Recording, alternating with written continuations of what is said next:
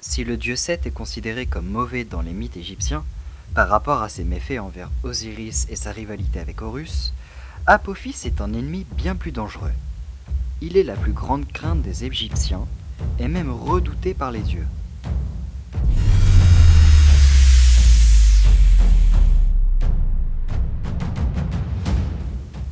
Représentant le chaos, il est le mal incarné et lutte chaque jour pour plonger le monde dans les ténèbres. Il serait né d'un crachat de la déesse primordiale Neith, et fut rejeté immédiatement compte tenu de sa nature.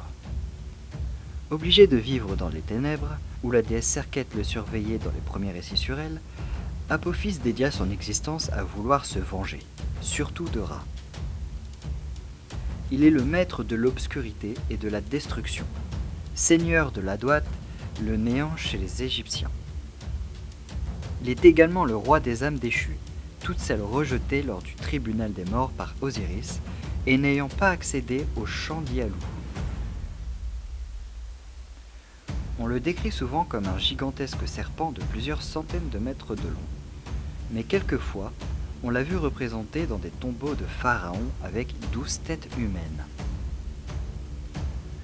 Tous les jours, lorsque Ra a traversé le Nout, le ciel et passe l'horizon, Apophis tente de le vaincre en enroulant ses anneaux autour de lui, afin que le jour ne se lève plus.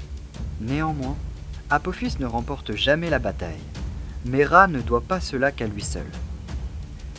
Il est accompagné sur sa barque par Isis, qui se charge de désorienter Apophis, pendant que Bastet le décapite.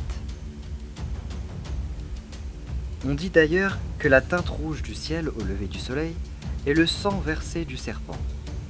Dans certains récits, Seth est également sur la barque pour combattre Apophis, jouant ce rôle après que le trône sur Terre ait été définitivement donné à Horus.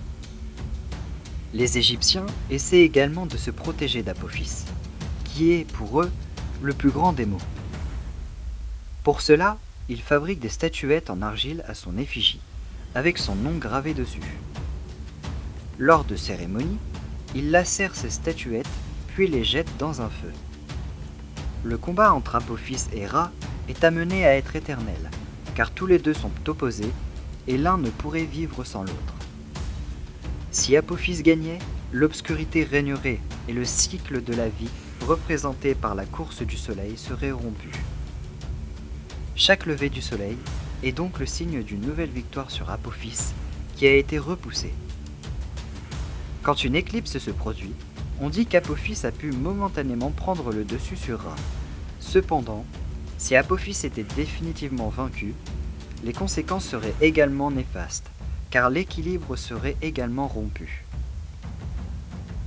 Dans un cas comme l'autre, le monde reviendrait au chaos où il était avant sa naissance.